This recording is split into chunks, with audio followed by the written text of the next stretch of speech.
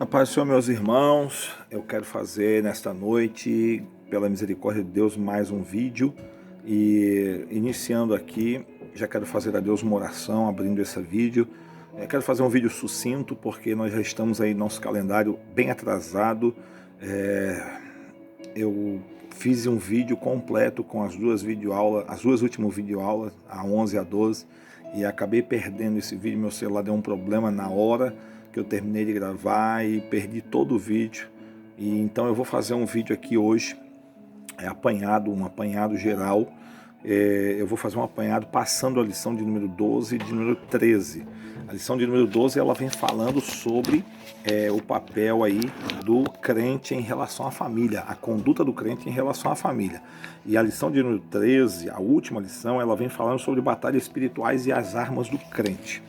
Então, irmãos, eu não vou fazer uma leitura da lição, como eu sempre faço, porque eu vou fazer as duas aulas numa. Então, para não ficar um vídeo muito grande, muito extenso e muito enfadonho para os irmãos, porque a gente sabe que o dia a dia dos irmãos é corrido e os irmãos se dão aí, às vezes, né, a um sacrifício de parar para poder assistir o vídeo, a videoaula. E uma videoaula, ela às vezes, né, ela é um pouco mais maçante do que uma pregação que às vezes empolga, a gente dá aquele movimento, às vezes, né, traz aquele avivamento. Então, eu vou fazer essa videoaula de uma forma mais simplificada do que as outras, né, que já são simples, mas vamos fazer um pouco mais simplificada, um pouco mais direta ao ponto, tocando alguns pontos aqui das duas lições, né. Eu vou fazer um apanhado direto e passar para os irmãos assim os pontos principais das duas lições, para nós encerrar esse trimestre, que viemos aí tratando nesse trimestre a lição sobre o tema a igreja eleita, né? Redimida pelo sangue de Cristo e selada com o Espírito Santo da promessa. Então nós estamos encerrando essa lição, né, pela bondade do Senhor Jesus, e já estamos com as lições novas. As lições novas, a nova lição é essa, já pegamos ela, já recebemos, e vem com um tema muito bom, não sei se vai dar para ver aí, ó, vai falar sobre os princípios divinos em tempos de crise, né? A reconstrução de Jerusalém e o avivamento espiritual como exemplos para os nossos dias. Uma ótima lição, muito boa, nós vamos começar já a gravar ela em seguida, né? Então, queridos, fiquem aí conosco, compartilhe essa videoaula com mais alguém que você entenda que precisa ouvir e vai ser abençoado por meio dessa palavra. É uma palavra de ensino, é uma videoaula de ensino. Então, queridos, antes de nós iniciarmos, eu quero orar. Senhor Deus e Pai, em nome de Jesus, uma vez mais eu me ponho à tua disposição para te louvar e te agradecer, porque sou teu servo e estou aqui como um canal de bênção para os meus irmãos. Eu venho lhe pedir que o Senhor instrumentalize a minha boca, instrumentalize meus olhos, minha voz, meu pensamento, e use-me como ferramenta nas tuas mãos para a bênção e para a edificação dos meus irmãos que vão estar vendo, ouvindo e compartilhando esta videoaula. Pai, em nome de Jesus, se conosco, repreende todos os males e nos abençoe em nome de Jesus. Amém, queridos? Então, vamos falar sobre a lição de número 12. A lição de número 12 vem trazendo aqui, né, na lição, vem trazendo esse tema, irmãos, ó, a conduta do crente em relação à família. Uma lição muito boa mesmo. Eu já gravei ela, né? Eu gravei, infelizmente deu uma falha aqui, eu perdi toda a lição, já estava com 1h15. Ela deu 1h15 porque eu fiz a lição 12 e a 13. E perdi a lição, perdi o vídeo. Então eu vou gravar ela agora de uma forma sucinta, direta, porque o meu celular ele não está comportando essa gravação extensa. Então quando eu fui fazer o upload ali, ele, sei lá, se degenerou o vídeo, se perdeu. Então, enfim, eu quero tocar aqui alguns pontos dessa lição. Essa lição de número 12, como eu já estudei, já passei ela vem tratando sobre o papel do casal, o papel da família, né? O papel da família. É fundamental nós entender que a base é uma família cristã. Porém, todas as famílias, elas são constituídas por Deus. Deus é quem constitui a família. E nós precisamos entender alguns princípios. Essa lição ela vem esclarecendo e ela vem corroborando, ratificando o que a Bíblia diz. O texto áudio fala aquele texto muito conhecido. O texto áudio fala o que está escrito em Efésios 5:21 e também está escrito lá em Mateus 19, o versículo 4, 5 e 6.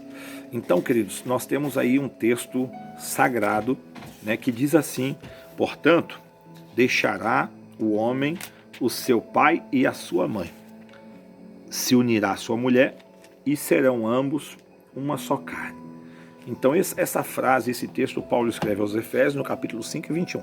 Mas Jesus, quando foi indagado pelos fariseus, ele também repete essa frase. Essa frase foi dita por Deus lá em Gênesis capítulo 2, a Adão e Eva. Quando Deus faz Adão, logo depois de um tempo da criação do homem, Deus faz a Eva, né? Constitui ali Eva da costela de Adão, né? E aí Deus entrega a Eva a Adão e diz: olha, agora vocês já não serão dois, mas serão um só, porque o homem aqui agora recebe sua mulher, sua esposa, e portanto deixará o varão, o pai e a mãe, unir-se à sua mulher e serão ambos uma só carne. Então nós entendemos que o casamento ele possui alguns princípios e Paulo vem trazendo aí essa relação. Na verdade prática diz que o casamento estabelecido por Deus ele é monogâmico, heterossexual e indissolúvel. Esta é a família constituída por Deus que serve para a glória e honra do seu nome. Então, primeiramente, nós temos que entender que um casamento ele é heterossexual.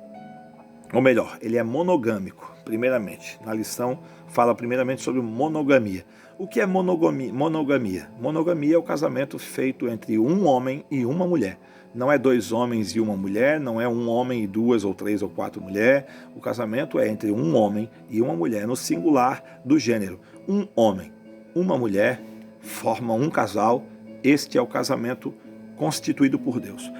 Primeiro, ele é monogâmico. Segundo, ele é heterossexual, ou seja, ele é composto por duas pessoas de sexo diferente. O casamento estabelecido por Deus, abençoado por Deus, que honra e glorifica o nome do Senhor, é um casamento monogâmico entre um homem e uma mulher. Segundo, ele é composto por um homem e uma mulher, macho e fêmea, ou seja, heterossexual, entre um homem e uma mulher, macho e fêmea, porque assim Deus criou, assim Deus os fez, um macho e uma fêmea, e Deus constituiu dos dois um casal.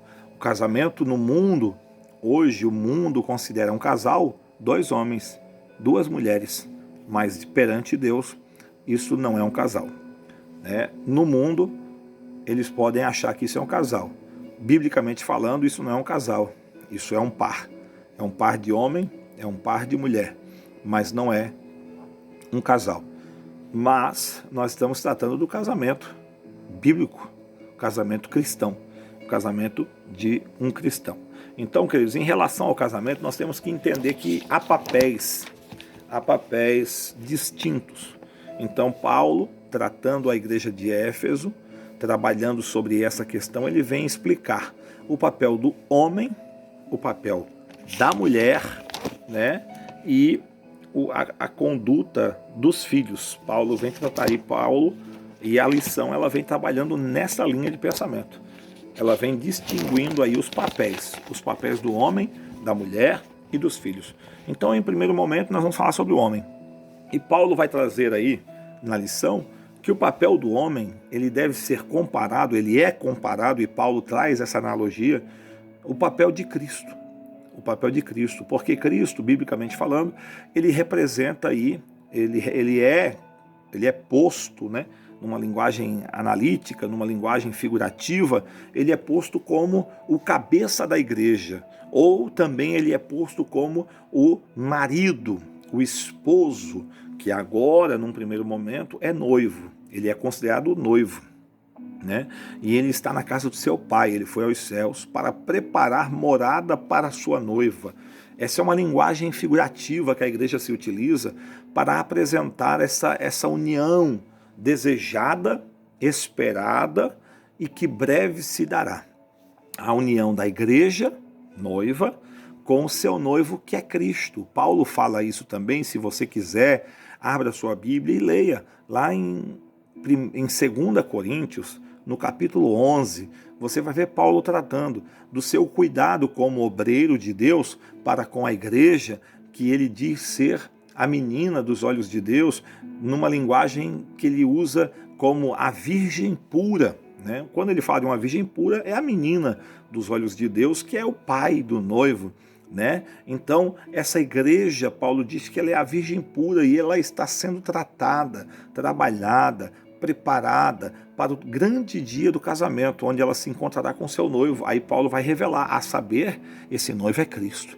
Então, queridos, nós temos essa base. Cristo, ele é um modelo para o homem.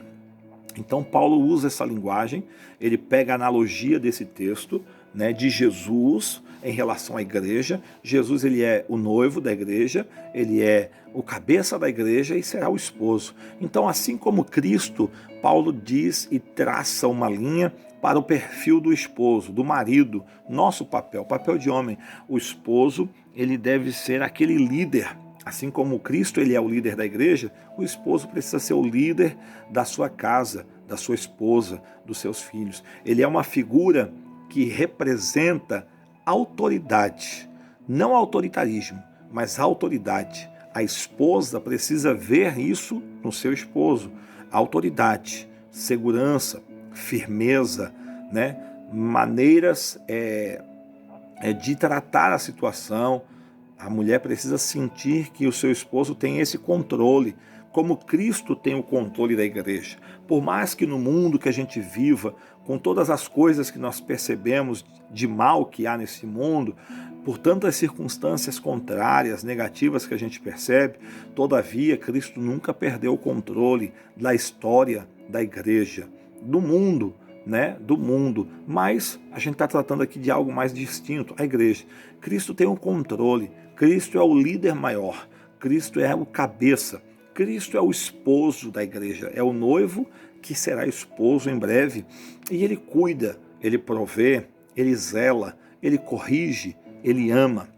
Então esse é o papel do esposo em relação a Cristo, né? Ou melhor, analisando, fazendo uma analogia pela figura de Cristo, o esposo, o homem, ele deve ser esse esposo para com a sua esposa. Um esposo que tem a liderança, a autoridade, pulso firme, segurança no trato, né? Que tem esse espírito de cuidado para com a sua esposa, de amor altruísta, abnegado, né? Que se entrega, que se doa para o cuidado devido da sua esposa, né? Por amar, né? Por querer o bem, por querer o seu melhor. Então, esse é o papel do marido como líder. Também precisamos focar aí o amor.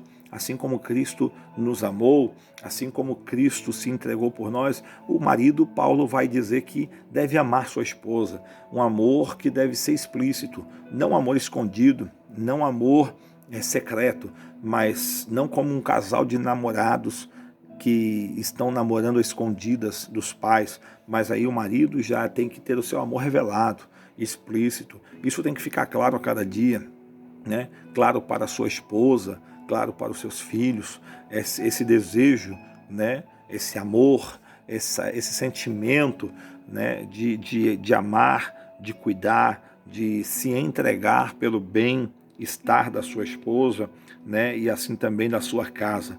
Então, assim como Cristo se entregou no seu altruísmo, né? No seu sentimento abnegado pela igreja, assim o esposo tem que se entregar pelo bem da sua esposa. Depois, Paulo também trata aqui como o marido tendo cuidado com a esposa, assim como Cristo cuidou, né? Tendo atenção para a esposa, né? Assim como Cristo se entregou para proteger sua esposa, para prover a sua esposa, né? Que é a igreja, a salvação, o cuidado devido. Assim o homem deve ter esse sentimento também, né? Deve considerar a sua esposa, deve amar, deve honrar, deve respeitar. Então nós vemos isso aí exposto no capítulo 5 de Efésios, nos versículos 20 em diante, e até o capítulo 6, aí, os primeiros 4 versículos também. Então, queridos, nós estamos vendo isso dentro da lição, aqui já praticamente resumido, é o primeiro tópico da lição. No segundo tópico, Paulo vem apresentar o papel da esposa, né? Em relação ao esposo. O primeiro tópico a gente viu o papel do marido, assim como Cristo com a esposa. No papel da esposa, a esposa cristã, nós estamos falando de um casamento cristão, lembre-se disso. Não estou falando do mundo. Para o mundo isso é tudo quadrado, é antiquado, isso é contrário às regras, né, do mundo, do politicamente correto, mas nós não estamos falando do politicamente correto, nós não estamos falando de um pragmatismo, que o pragmatismo hoje é aquilo que dá certo, o que importa é o que dá certo e não o que é certo, né? Nós não estamos falando do que dá certo, mas do que é certo. Amém, queridos? Então, o conceito do papel aí da esposa. Qual o papel da esposa? Em relação à igreja para com Cristo, porque lembra que nós estamos usando a analogia da figura do Cristo para com a igreja. Agora, usando a analogia da igreja para com Cristo, Cristo, ele é o líder maior. E a igreja é a esposa, cuidada, protegida, amada. Então ela tem essa submissão ao seu marido, ao seu Cristo, né? E essa submissão ela também está ligada à sujeição, estar sujeita. E a Bíblia fala que nós devemos estar sujeitos uns aos outros no temor do Senhor. E o que seria essa sujeição? Para muitos isto é um autoritarismo, para muitos isto é estar debaixo de uma sujeição irracional ao domínio de alguém, né? Ao domínio autoritarista, ditatorial, mas não. Vamos ver esse exemplo da igreja. A igreja ela não é obrigada a servir a Cristo. Você não vê uma igreja acorrentada. Eu falo de forma ampla e geral. Você não vê uma igreja obrigada, aprisionada, escravizada. Não. A igreja ela é sujeita. E o que é esse termo sujeito, sujeitar-se, sujeição? Esse termo ele nada mais é do que uma submissão voluntária, uma sujeição por amor, uma sujeição por gratidão, uma sujeição por associação, por aceitação, né? E não por depreciação, não por um autoritarismo, né? Não é isso. Então a palavra sujeitar-se, né, ser sujeito ao marido, aqui referindo-se à esposa, é que a esposa ela deve entender isso, ela deve amar o seu marido.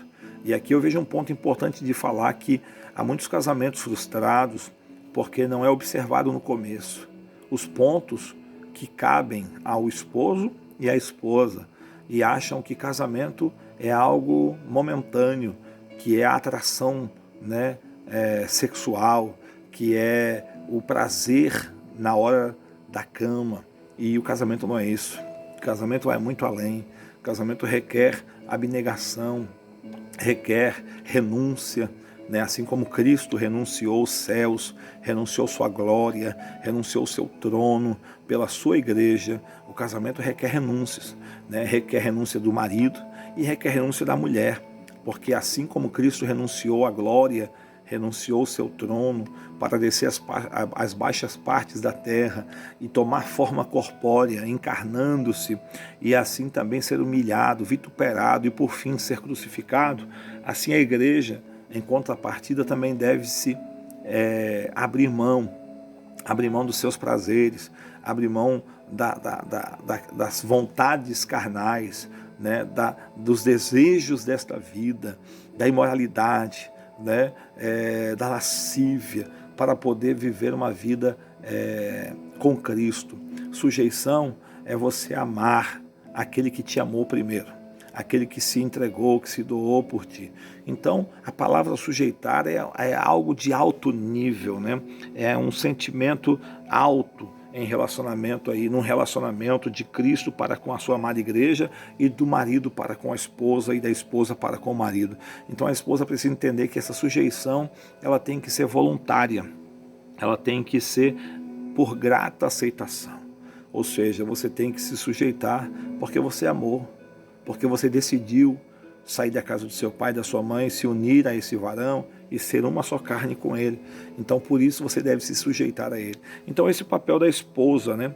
Aí a condição da mulher cristã, né? No casamento judaico, a mulher ela ocupava um papel muito inferior, muito inferior. Mas quando Cristo veio a esse mundo, Cristo ele vem para desfazer o papel depreciativo da mulher, ou papel que estava depreciado, um papel que estava humilhado, né? Que a mulher, numa tradição antiga, valia menos do que um cachorro, menos do que um animal, né? Mas aí o Senhor vem e Ele vem quebrando paradigmas, Ele vem desfazendo algumas situações que estavam impostas às mulheres, dando a ela liberdade de se posicionar como adjutora, como auxiliadora, assim como lá no princípio Deus a criou para que ela fosse, colocando a esposa novamente no seu papel, a mulher novamente no seu papel. Cristo, ele vem restaurando esse papel da mulher, né?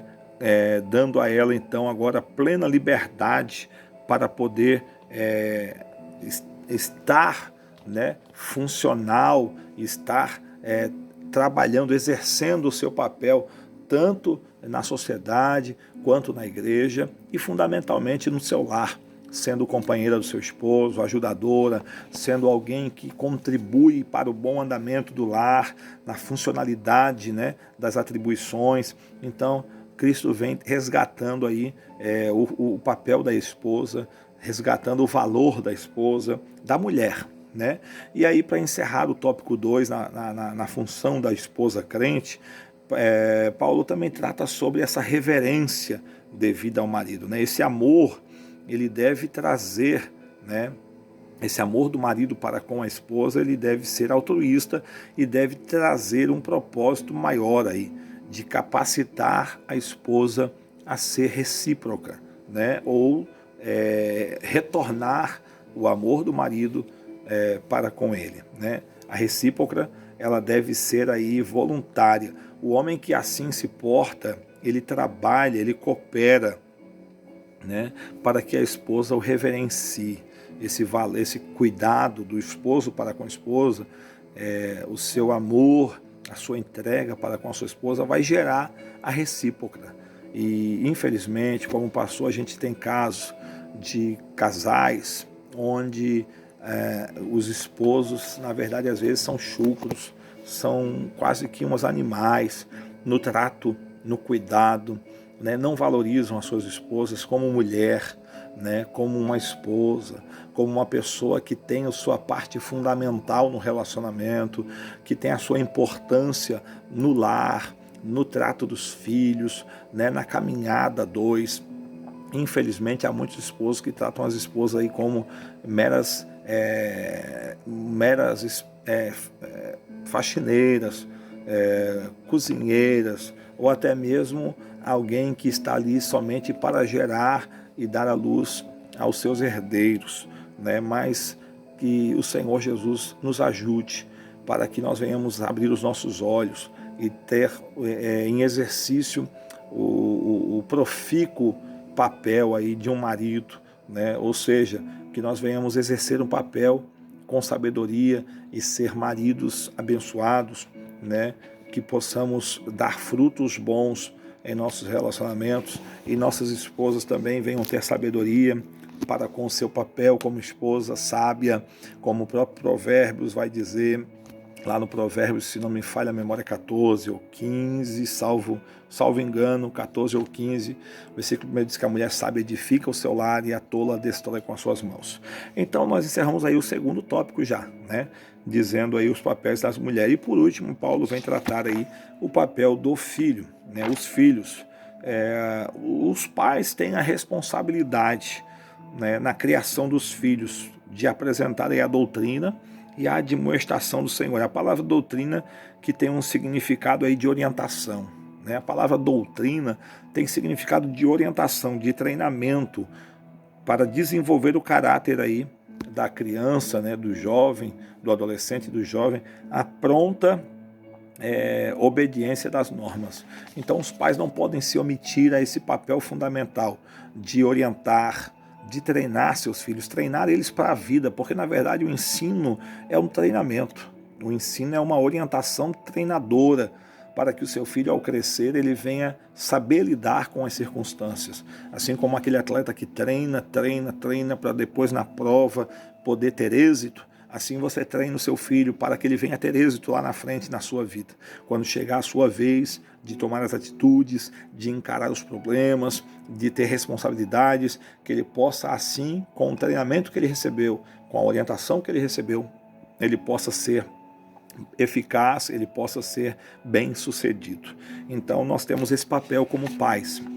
Eu e você, que temos filhos, que está me ouvindo, você que ainda não tem, quem sabe é um jovem, alguém solteiro, que está aguardando em Deus o seu companheiro, quando você tiver, né, exerça bem esse papel, porque é algo que é fundamental, né, queridos? Então, o papel dos pais aí é doutrinar os filhos, é orientar, é instruir, é treinar, para que eles possam obedecer às normas, andar nos caminhos, como diz o próprio Provérbios, ensina a criança no caminho em que deve andar. Então não é mostrar o caminho, é andar no caminho com a criança, ensinando ela, esse é o caminho que você tem que trilhar lá na frente, continuar trilhando. Mas você mostra para ele no caminho. Vai mostrando para ele passo a passo, fase a fase. Tem pais que pega a criança e diz, aquele é o caminho que você deve andar. Ir para a igreja, ser crente, ler Bíblia, mas o pai não faz. O pai não lê Bíblia, o pai não tem uma vida de oração, o pai não é temente, o pai não é uma pessoa sincera, verdadeira. Aí os filhos crescem conturbados e totalmente desviados. Depois nós vamos ver a conduta requerida dos filhos. Né? Aí Paulo apresenta aí que os filhos devem ser obedientes aos pais, e a explicação para essa postura ela é simples, porque isto é justo, né? Efésios capítulo 6, versículo 1, segue uma ordem natural, né? Deus ele abençoa aos filhos, né, que são obedientes aos seus pais, há mandamento com promessa, né? Tá lá em Êxodo 20, 12, quando um dos mandamentos principais em relação a isso vai dizer: honra o teu pai e a tua mãe, para que tudo te vá bem, os teus dias te prolonguem, né? Então é um mandamento, é um dos primeiros mandamentos com promessa, né? É honrar o pai e mãe, para que você seja abençoado sobre essa terra. Então, aos filhos é requerido essa postura de obediência, a postura, né, de obediência aos seus pais. Isto é bíblico, isto é justo. Então, nós precisamos entender isso como filhos, né, sendo obediente a pai e mãe. Os filhos devem obedecer, devem honrar os seus pais. Logo, obedecer aqui significa cumprir o que é ordenado, e honrar envolve amor. Obedecer é cumprir aquilo que está ordenado, aquilo que está orientado, né? O que o pai passa para o seu filho no período da sua passagem por casa, né? E aqui o honrar significa o respeito, né? Então nós precisamos entender, os filhos precisam entender que é obedecer e honrando, obedecendo e honrando é que eles vão ser abençoados. Então a obediência ela é devida enquanto os filhos vivem sob a tutela. A obediência é devida enquanto os filhos estão sob o teto do seu pai e da sua mãe. E a honra é um dever para a vida toda. Enquanto você que é filho ou filha está sob o cuidado do seu pai e da sua mãe, você deve obedecer a eles. Quando você sair debaixo do telhado deles e for seguir sua vida, for tocar o seu caminho, você deve honrar, né? E essa palavra honrar aqui é um dever pela vida. Ou seja, esse honrar aqui é você respeitar, você estar debaixo desse respeito aos seus pais. Eu encerro essa lição, concluindo então que o marido deve liderar e amar a sua esposa. A esposa deve submeter-se e respeitar a liderança do seu marido. E os pais devem educar os seus filhos segundo as Escrituras. E os filhos devem obedecer e honrar os seus pais. Esse amor mútuo, ele prospera de toda a família e leva a família aos planos perfeitos de Deus. Amém, queridos? 30 minutos, eu encerrei esta lição e passo à última lição. Esta lição, a batalha espiritual e as armas dos crentes. É uma lição até simples de falar, porque é um tema muito abordado por nós na igreja. Nós sempre estamos aí dando uma passadinha em Efésios 6, versículo 11, É uma lição até importante para nós, não podemos deixar de lado, mas é uma lição que é até um pouco mais simples de passar aqui, porque são situações que a gente vem comentando de vez em quando. Então, o texto áureo dessa lição, a lição de número 13, queridos, o texto áureo ele vem baseado em Efésios 6 e 11, e é aquele texto bem conhecido nosso, eu vou relembrar você. Revesti-vos de toda a armadura de Deus para que possais estar firmes contra as astutas ciladas do diabo. Relembrando aqui, relendo, revesti-vos de toda a armadura de Deus para que possais estar firmes contra as astutas ciladas do diabo. A verdade prática, o uso da armadura de Deus assegura a vitória do crente no campo da batalha espiritual.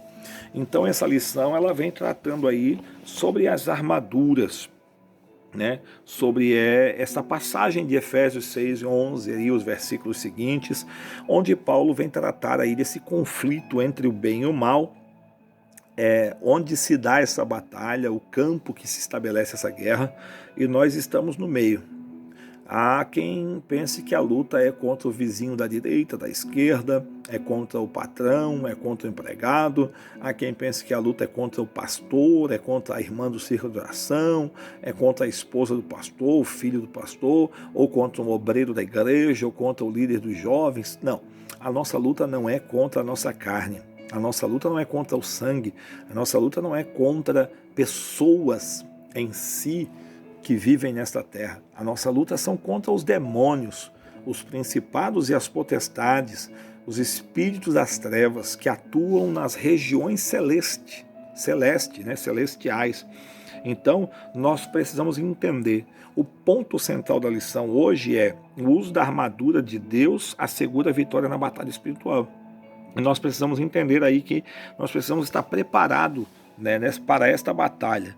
O Paulo vem tratando aí essa questão, dando orientações. Primeira coisa, ele fala sobre fortalecei-vos no Senhor.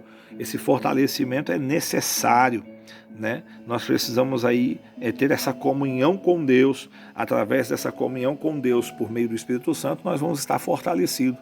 E há quem queira lutar sem ter essa comunhão.